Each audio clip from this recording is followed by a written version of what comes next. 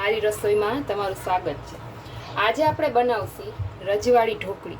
રજવાડી ઢોકળી કેવી રીતે બનાવી એના ઇન્ગ્રેડિયન્ટ માટે આપણે જોઈશે. સૌપ્રથમ તો 1 વાટકો ચણાનો લોટ લઈશું. 1 વાટકો ચણાનો લોટ હોય તો એની સામે તમે જે વાટકીથી ચણાનો લોટ લીધો હોય એ વાટકીથી 2 વાટકા પાણી લેવાનું. 1 વાટકો ચણાનો લોટ છે તો 2 વાટકી પાણી જોશે ઢોકળી બનાવવા. ત્યાર પછી દહીં જોશે 1 કપ, ટામેટું જોશે, વઘાર માટે લાલ મરચું, તમાલપત્ર, લવિંગ ને જોશે, લસણ અને મરચાંની પેસ્ટ જોશે. ત્યાર પછી બાકી બધો જે મસાલો છે, રાઈ જીરું છે, મીઠું સ્વાદ અનુસાર, મરચાંની ભૂકી, હળદર, ધાણા જીરું ને વઘાર માટે હિંગ અને તેલ. સૌપ્રથમ આપણે ઢોકળી બનાવવાની શરૂઆત કરીએ. તો સૌપ્રથમ આપણે શું કરશું તો કે સૌથી પહેલાં આપણે આ જે ચણાનો લોટ છે એને એમાં એડ કરી દઈશું. અને મેં જેમ કીધું ને કે 2 વાટકી તમારે પાણી એડ કરવાનું. 1 વાટકી ચણાનો લોટ હોય તો 2 વાટકી પાણી. આ રીતે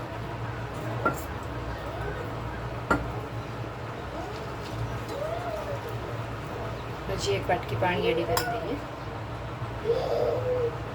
આ પરફેક્ટ માપ છે ઢોકળી બનાવવાનું કે 1 વાટકી ચણાનો લોટ હોય તો એની સામે તમારે 2 વાટકી પાણી જોઈએ. પછી એવું હોય તો વધારે ઓછું લાગે તો નાખવાનું. હવે આપણે એમાં બધા મસાલા એડ કરી દઈએ. મીઠું ઢોકળીના સ્વાદ પ્રમાણે, ધાણા જીરું, હળદર, મરચાંની ભૂકી. હવે આપણે બેટરને સારી રીતે મિક્સ કરી લઈએ. આ પરફેક્ટ માપ છે. સરખી રીતે મિક્સ કરવાનું, લમ્સ ના પડવા જોઈએ એમ. તમે ઘણી વખત જોતા હો છો તો ચણાના લોટમાં લમ્સ પડી જાય છે, પણ આ રીતે એકદમ સારી રીતે હલાવી લેવાનું. આ રીતે બેટરને હલાવી લઈશું. હવે આપણે એની ઢોકળી તૈયાર કરશું. એના માટે આપણે વાસણ લેશું અને ગેસ ઉપર મૂકીશું. તો સૌપ્રથમ આપણે શું કરશું તો કે ગેસની ફ્લેમ ઓન કરી દઈશું અને આપણે જે બેટર રેડી કર્યું હતું એ આપણે આમાં એડ કરી દઈશું.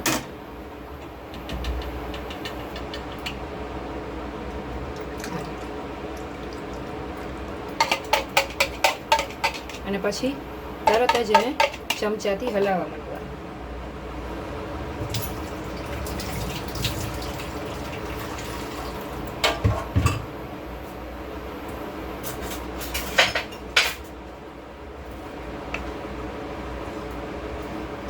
આ રીતે હલાવતું જવાનું. એકાદી ચમચી જેટલું એમાં તેલ એડ કરી દેવાનું. લમ્સ ના પડે એ રીતે આપણે એને હલાવતું જવાનું. આ પરફેક્ટ માપ છે ઢોકળી બનાવવાનું કે 1 કપ ચણાનો લોટ હોય તો 2 કપ પાણી લેવાનું. આ રીતે ધીમા તાપે બસ હલાવે રાખવાનું. બહુ ફાસ્ટ ગેસ નહીં રાખવાનો.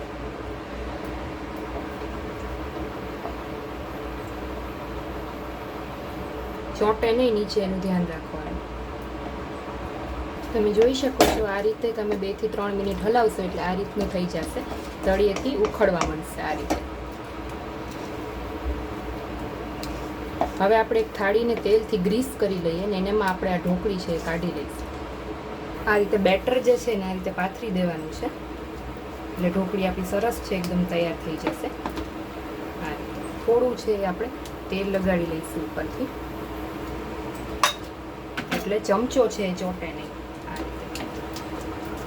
પ્રેસ કરીને આવી રીતે કોઈ પણ એક થાળી ગ્રીસ કરી પ્લેટ અને એમાં આવી રીતે જે બધું બેટર હતું એડ કરી દેવાનું. થોડીક વાર માટે એને રાખી દેવાનું એટલે સરસ ઢોકળી છે કાપા પાડીને તૈયાર થઈ જશે. આ રીતે હવે આપણે આને થોડી વાર સાઈડમાં રાખી દઈશું. ત્યાં સુધી આપણે વઘારની તૈયારી કરીએ. હવે આપણે સૌ પ્રથમ ઢોકળીનો વઘાર કરવા માટે તેલ લઈશું.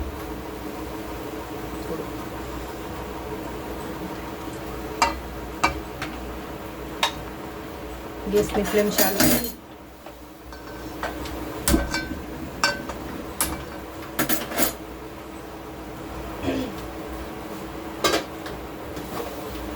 એમાં રાઈ ને જીરું એડ કરી.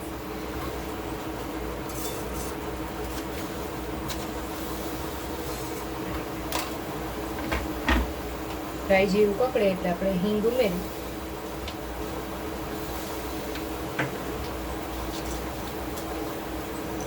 2 તમાલપત્ર અને 1 લાલ મરચું એડ કરી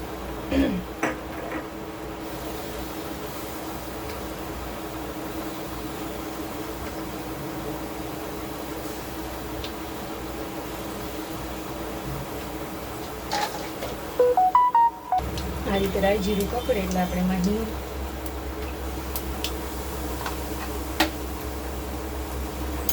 આદુ મરચાંની પેસ્ટ,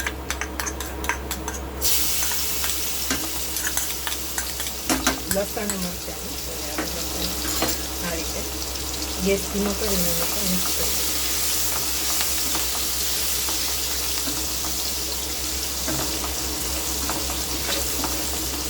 તો મિક્સ થાય એટલે આપણે એમાં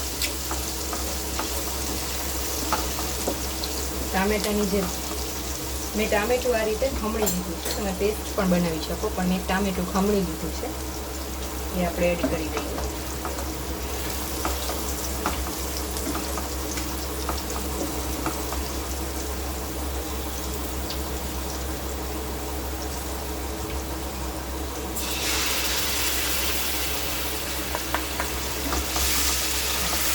આમાં તમે ડુંગળી પણ એડ કરી શકો છો, પણ મેં અહીંયા સ્કીપ કરી છે. વગર ડુંગળી એ પણ સારું લાગે છે.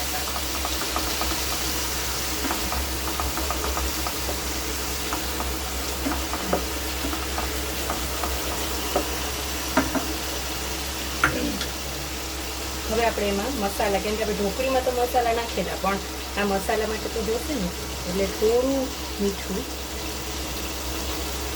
થોડું ધાણા જીરું, હળદર, મરચાંની ભૂકી,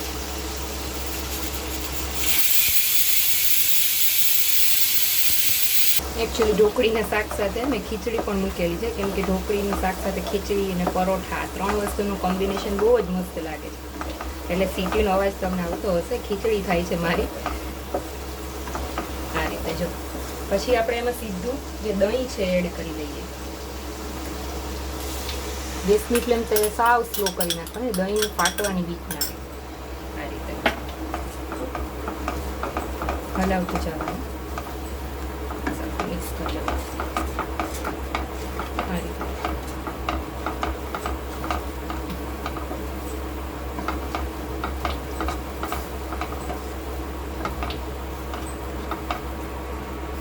આવી રીતે એક ઉભરો આવે એટલે આપણે એમાં ઢોકળી મિક્સ કરી દઈશું. પછી આપણે જરૂર લાગે તો પાણી એડ કરીશું. હવે આપણે આમાં ઢોકળી મિક્સ કરી દઈશું. મેં કાપા પાડીને રાખેલા હતા, તમે જોઈ શકો છો. ઢોકળી એકદમ જ પરફેક્ટ તૈયાર થઈ ગઈ છે. આ રીતે આપણે બધી ઢોકળી છે એડ કરી દઈએ.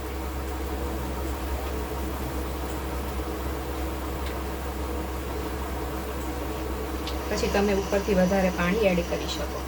હવે આપણે એમાં વધારાનું જે પાણી છે એડ કરી દઈશું. હવે આપણે એને ઢાંકણ ઢાંકીને થોડી વાર માટે એને ચડવા દઈશું.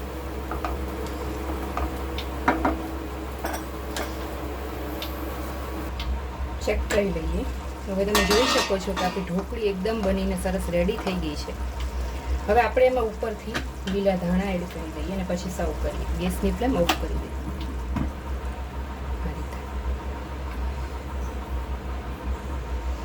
હવે આપણે એને સર્વ કરીશું.